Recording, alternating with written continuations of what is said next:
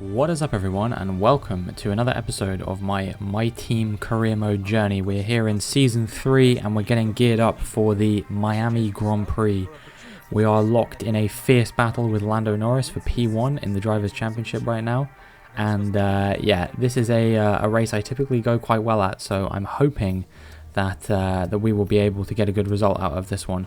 I got a podium here in Season 2 despite the fact that my car wasn't very good, and I'm hoping to repeat that now that the car is a little bit better.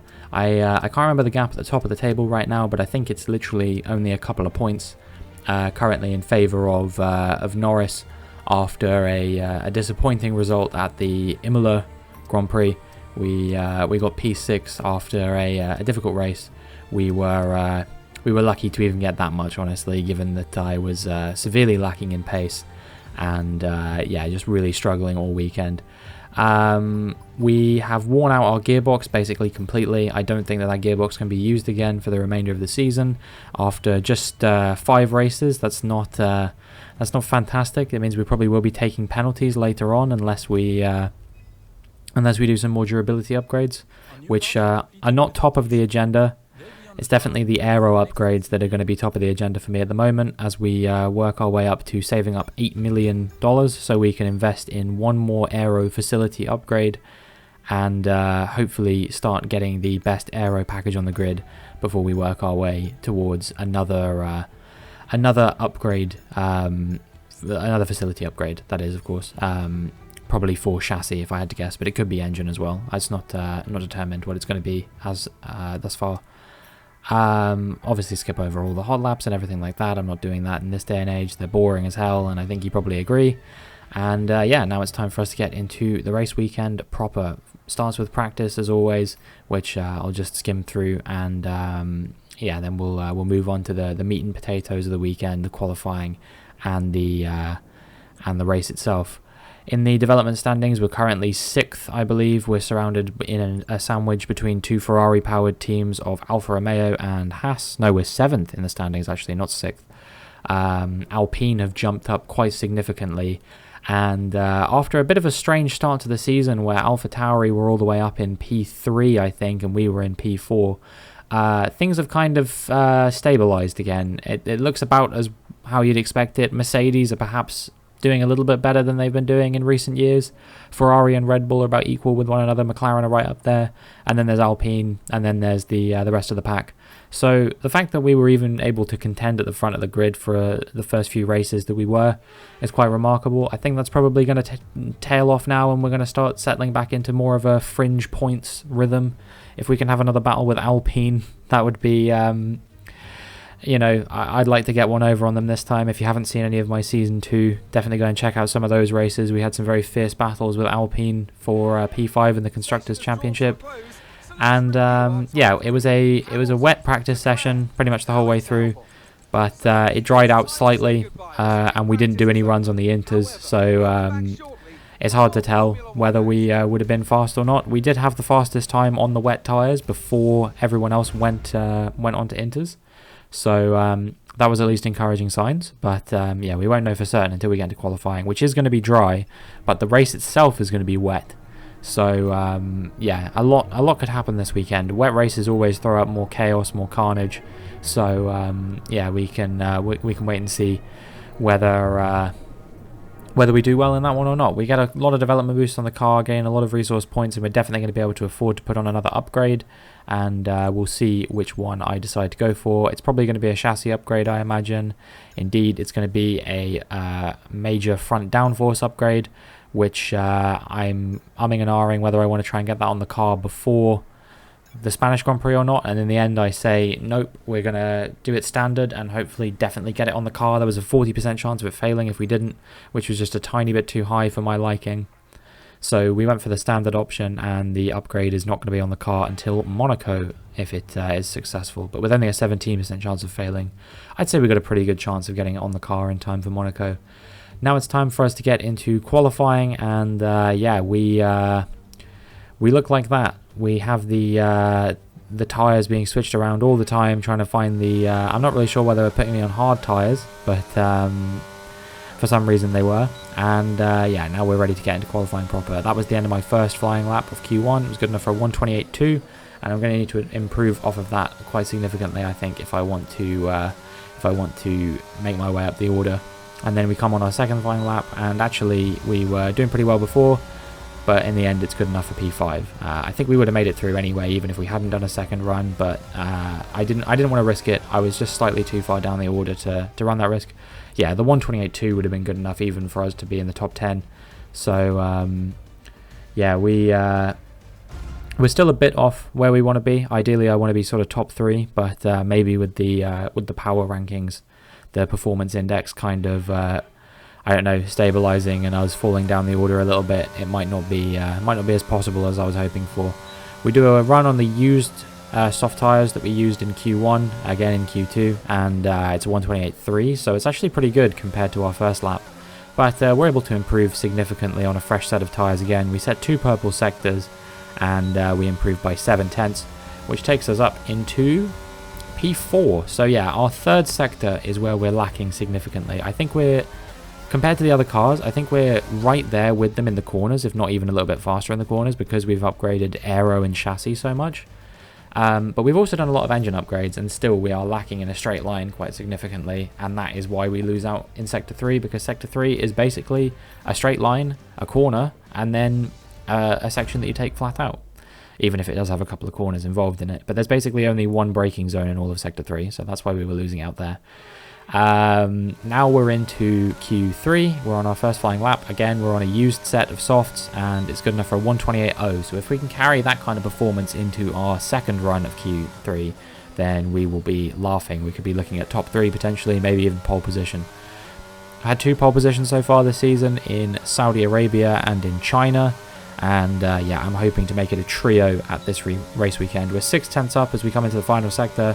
Once again, we set 2 purple sectors, but we are going to peter off significantly. We top out at only 209 miles an hour. It's not particularly fast. You know, the other cars around us are going to be doing 215, 216, maybe even more than that through the speed trap. And we improved by 7.5/10. It's good enough for a 1:27.2. At the time when I set this lap, it was good enough for P2. But as you will see as we pan to the results, in the end, it's only P6, and everyone around us improves significantly, including Max Verstappen, who gets into the 1:26s. So that's pretty brutal for us, especially because he's our championship rival at the moment. But at least we're ahead of both of the Alpines, and we are mixing it with the McLarens. If we can get ahead of Norris off the start, like we did in last year's Grand Prix, to actually take the lead at the very beginning of the Miami Grand Prix, then maybe we can claw some points back in this championship fight between myself and Norris as it is at the moment. But yeah, that was the story of qualifying. Only P6, not quite what I was hoping for, but I don't think I could have gone any faster than I went, really. I maybe could have improved by another 10th or so, but that only would have moved me up the order maybe 1 or 2 positions. I think pole was completely off the table. I think the pace just wasn't in the car, especially when you consider that my teammate Enzo Fittipaldi is qualifying basically nowhere near me at the moment. I'm doing miracles with this car, and yeah, we desperately need some personnel upgrades, but I want to upgrade the car first before I upgrade the personnel, because I'm waiting to get better personnel on board when I'm not focused on upgrading the car development departments. So yeah, we've talked about that a lot, and I think it remains the case. Pretty much going to be raining all race, so yeah, it's a good job that we did some practice running in the wet in practice, and actually the track is dry. Formula One has arrived in the Sunshine State for spectacular sunsets, gentle breezes, warm waters, and for what will be a fantastic race day here at the Miami International Autodrome. With great opportunities for wheel-to-wheel battles featuring 19 corners, 3.36 miles long, and expected average speeds of 138 miles an hour, the Miami International Autodrome will be sure to create lots of chances to overtake. It's time to take a look at our starting grid for today's race. World champion Max Verstappen starts from pole position, with Charles Leclerc alongside. Considering the rest of the grid, we have Perez, Hamilton, Lando Norris, Robinson, Ricciardo, Fernando Alonso, Ocon, and Yuki Tsunoda. Sainz, Russell, Mick Schumacher, and Albon. Lundgaard, Gasly, Kevin Magnussen, Enzo Fittipaldi, Joe, Stroll, Latifi, and Robert Schwartzman. It's almost time for the lights to go out, so let's head down to the track where preparations are underway. A warm welcome to Anthony Davidson, who's beside me in the commentary box today. We should talk about Williams. We have a number of changes to the aerodynamic regulations this year, and the signs haven't looked good for them so far in terms of getting to grips with those changes. There are a few downcast looks within the team this weekend. I think they've been hit fairly hard by the new regs. But this is only the first step down a long road of development, and even if they don't maximise their points today, there are plenty more up for grabs this season.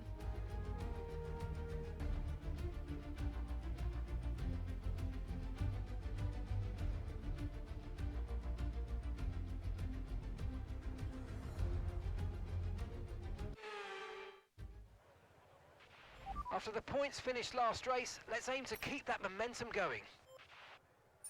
Alright, so here we go. We are not going to be going on to any kind of weird strategy because we didn't do any practice running in the dry for the simple fact that I didn't think we would be racing in the dry. So yeah, I don't know how long this is going to last for, but I assume that the rain is going to be coming down pretty quickly. And yeah, basically my aim here, I kind of think I missed a trick by not actually changing to being on the soft tyres, because I knew that the rain was coming pretty much imminently. So yeah, I'm not really sure why the strategy was to go on the mediums, but anyway, it's too late now. We can't change it, and we're gonna have to just deal with what we've got. And yeah, the rain is already coming down as we sit on the grid, but I just want to do what I can to gain as many positions as I can off the start, because I think it's going to be very difficult to overtake once the track switches to wet running, once the DRS gets disabled and whatnot. If I can maybe jump sort of Norris and maybe also Hamilton off the start, that would be the ideal scenario. Let me switch to the replay camera so we can see a bit more, and yeah, we steam away and we just about get ahead of Norris, and now he's being challenged by his teammate Ricciardo as well, actually, but he's fighting me back as we come through the first corner, so I'm going to have to fight him back as we move through the next complex of corners. And we managed to retain P5 for now after jumping Norris at the start, but he's going to attack us back once again as we come around the fast left rights. And yeah, all of a sudden he has to back out of the move because he runs out of track, and that allows, I think, Alonso and Ricciardo to get ahead of him as well. So he's dropped down the order quite significantly off the start, and we've managed to make up one position so far. But as we're not particularly fast on the straights this weekend, we are going to be massively under pressure by these guys behind. And yeah, you can see Alonso is already looking to potentially challenge us at the end of this straight as we come around the sort of snail section into the Mickey Mouse section, as it were. And yeah, we do manage to keep ahead of him for now, but I'm sure he's going to pressure us again as we progress. When we come to the end of lap 2 now, we've moved on a bit. You can see that the rain is falling again, but the track hasn't really switched to wet running yet. It's going to be very soon though, I imagine, probably within the next couple of laps. And yeah, Alonso is very, very close behind us. DRS has been enabled, but I don't think it will be enabled for very long as Alonso goes for a move up the inside. We just about manage to stay ahead of him. We actually have to take evasive manoeuvres and go off the track a little bit, but we don't get a warning for it, so the move is fair game. And yeah, I think if I hadn't have moved out the way there, we could have been looking at contact potentially, such is the nature of the AI in this game. We now are trying to just do what we can to defend him and keep him and Ricciardo and Norris, and I believe it's Russell and the other Mercedes behind us as we move now onto lap 4. And the rain has come down enough to the point that I've deemed it worth coming into the pits for. I'm sorry, you probably heard 3 voices at the same time there because Mark and Crofty were talking over one another and I was talking over both of them. But yeah, we're now into the pits for the intermediate tyres. I think it's about the right time. We're gambling maybe by coming in a little bit early, but the DRS had already been disabled by this point. So I'm hoping that potentially we can maybe jump a couple of cars by doing that, or at least catch back up to the back of the cars that were starting to pull away from us and then maybe get ahead of them. on tyre temperatures and whatnot. The intermediates don't take anywhere near as much time to get up to temperature as with other like dry tyres, slick tyres, because their operating window is at a lot lower temperature to begin with. And yeah, now as we speed through lap 5, you'll be able to see at the end of the lap who comes into the pits and whether I gain any positions off of the pit stops or not. We just blitz our way through to the end of lap 5, and you see now our teammates coming in, Schwartzman's coming in, Magnussen's coming in, Joe's coming in, and there's a bunch of other people who'll be coming in as well. There's probably no less than 11 cars in the pit stops there, including Haas, who are doing a double stack. A bunch of cars are coming out ahead of us, including Verstappen, Hamilton, and I believe that is Leclerc. And we are going to, we are probably not going to be gaining any positions off the back of that. In fact, it feels like we've barely gained any time on them at all. So, yeah, clearly the difference between the dries and the inters were not as significant as I thought. Get the classic Miami glitch of it tells you when your teammate comes into the pits, and it tells you your teammate's coming into the pits again when he's coming out of the pits. And yeah, now we're at the end of lap 6, and everyone who didn't come in before is coming in now, including Sainz, including Norris, Gasly, Perez is another one, and we're actually a lot closer to Hamilton now. He got stuck behind some runners who hadn't come in to fit the intermediate tyres yet, and that caused him to lose a couple of seconds. So we're only sort of about a second or so behind these guys, as I think Perez is going to try and size up a move on Hamilton here if he can take advantage of the lack of pace that the Mercedes has over the Red Bulls this weekend, but we'll have to wait and see what happens with that. Meanwhile, we're gaining on them quite significantly as well, and actually I think Perez is falling off the back of Hamilton, so yeah, maybe I was wrong about Red Bull having the pace advantage here. I thought they might, but you can see that I'm slowly falling way back into touch with Perez. I'm faster through Sector 2 by a long shot, even with that big straight, just because through the corners I'm so much faster. And now Perez is coming in for another stop, so I can only assume that he must have got some kind of damage, because he seemed really slow to just be, I don't know, coming in for no reason. So yeah, we've now moved up into P4, and if we can by some miracle maybe catch up to Hamilton, we could be looking at a podium finish here and meeting all of our sponsor targets. I desperately need to renew my sponsor targets to be a bit more achievable.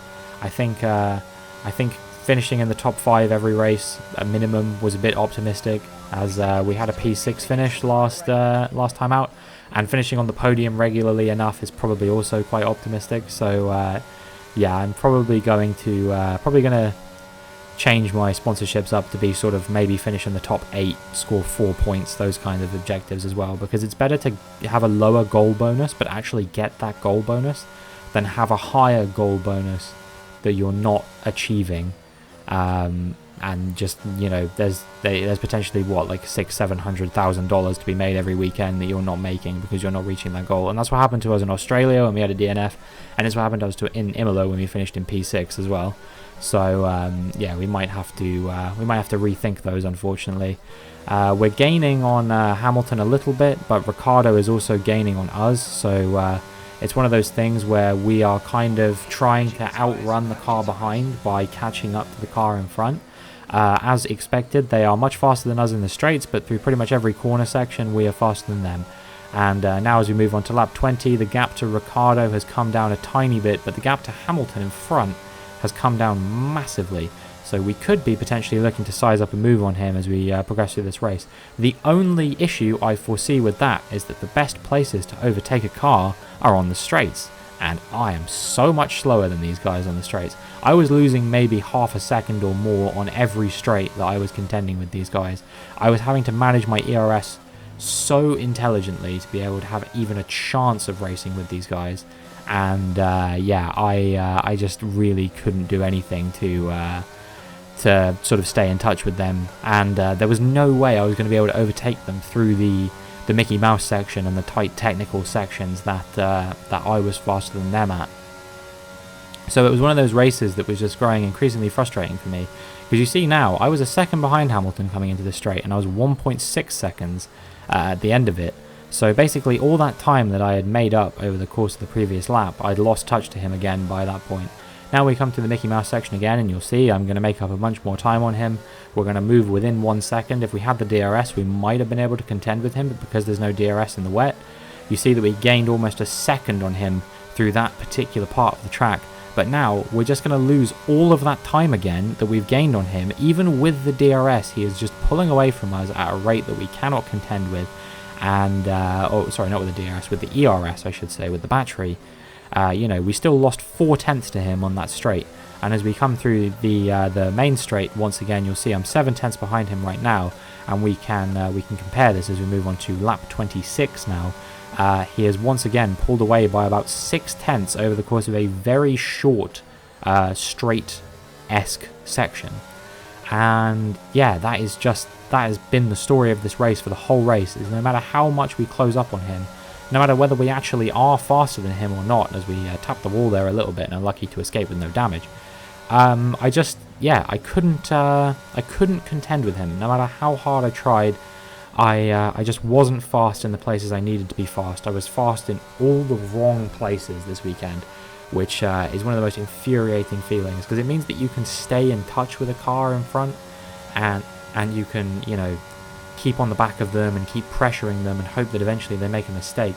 But I just was never really close enough to Hamilton to warrant him ever making a mistake, because the places he was most likely to make a mistake, if any, are going to be at the end of a straight where he'll lock up or something like that, and that's when you capitalise. But I can't capitalise because I'm not close enough, so even on the off chance that he did lock up when I'm over a second behind him, I wouldn't have enough space to overtake him.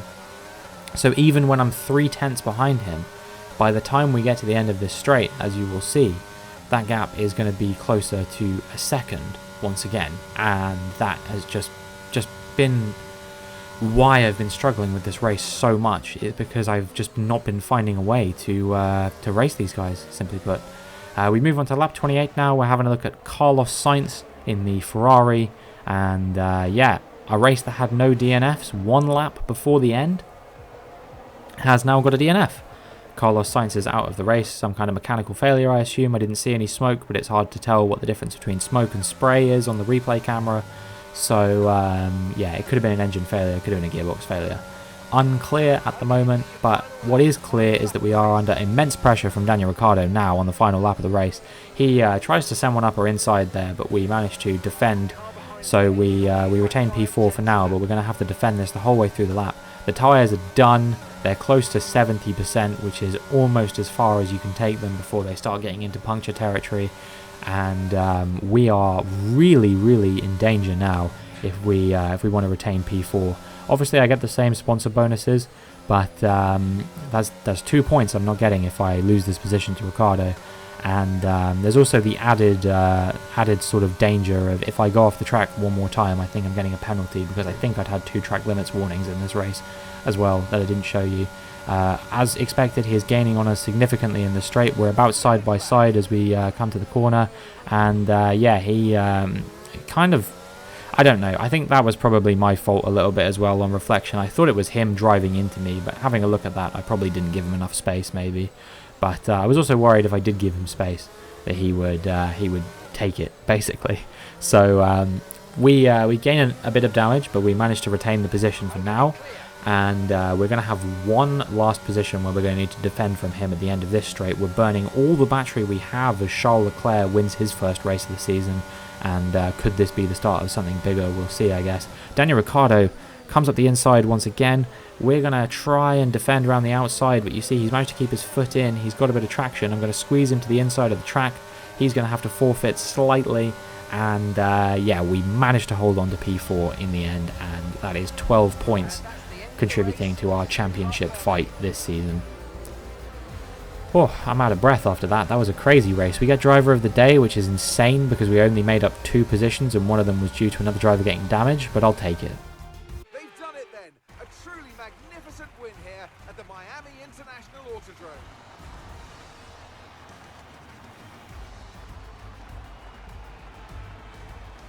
And talk to me. What do you think it was that sealed the win for them? It's a heroic effort for any drivers for racing conditions like these, and seeing them fight their way to the front was very special indeed. They were able to find all the grip, all the good lines, and had the confidence to get on the power to top it all off. That's what pushed them into first place here today.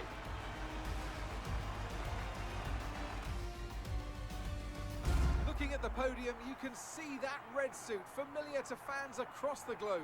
A world-class win for a world-class team. Ferrari, do it again. Charles Leclerc takes his first win of the season, and yeah, it's a tiny bit late given that he is the two-time defending world champion, but it was even later last season and he still managed to claw his way back into the championship with a number of wins that came later on. So yeah, I'm definitely not counting him out of the championship yet, especially if he's taking a win in Miami as well, where we've still got 16 races left to go this season after this one. So yeah, he's definitely still a shoe-in for the championship, I reckon. Let's take a look at the drivers' standings. Robinson takes over the lead of the drivers' championship. So, Anthony Davidson, who would you rank as your driver of the day?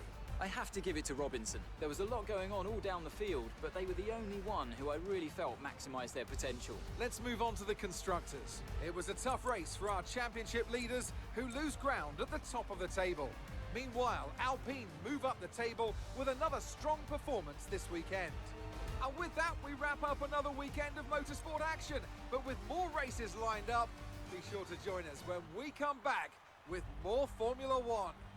So we regain the lead of the championship by, I think, 1 point over Lando Norris.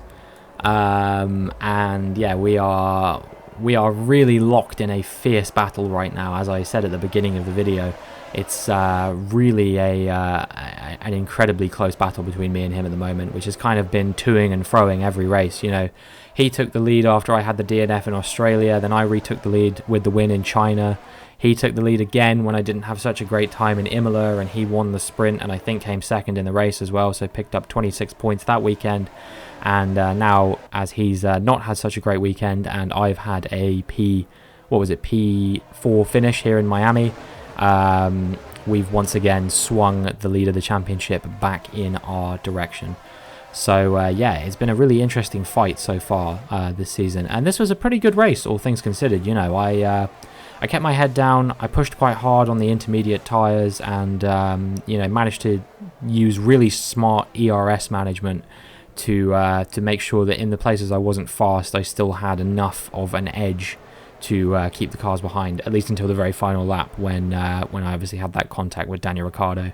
If I'd have been nursing that contact at any other point in the race, I probably would have lost that position, but because it was only for the final lap, I think we managed to get away with it. And yeah, now we move straight from lap 4 to lap 28, because that was the last time any action happened really for me. Yeah, for the most part I was just racing by myself. So yeah, it was not the most eventful race perhaps, but at least the last couple of laps were quite entertaining, with the Sainz DNF and then with mine and Ricciardo's intense battle as we got onto the final lap as well. Next up, I believe, is Baku. No, it's not Baku, it's Spain. Baku's not for ages. Why did I say that? It's Spain, Monaco, then Baku. Next up is Spain, which is a track that I'm fairly okay at, I guess. You know, it goes all right for me here and there. I recently raced around there in my collaboration with Nick95, which, if you haven't seen that video, I would definitely recommend going over to his channel and checking out the race that me and him did on Spain for part of his Creator Co-op series. And yeah, I was a really big fan of that, so I definitely would go and check that out. And yeah, hopefully I can repeat the result I got in that race in my team race, but we'll see what happens. It's a track that rewards you for having an all-around fast car, and I don't think our car is all-around very fast at the moment. We lose our rivalry with Max Verstappen, which isn't great, but you know, after that DNF in Australia, I was a bit worried the writing was on the wall, knowing that Imola was coming up. We needed a good result in Miami, and whilst we did get one, we didn't get a good enough one. We didn't meet as many of our sponsorship bonuses as I was hoping for, and that perhaps is an indictment of the fact that they need to change. So definitely at the next opportunity, I will be looking to change those. And yeah, that is going to be it for this video. If you enjoyed, please make sure you like and subscribe. Check out all of my other social media and my other videos. And hopefully I will see you in the next one.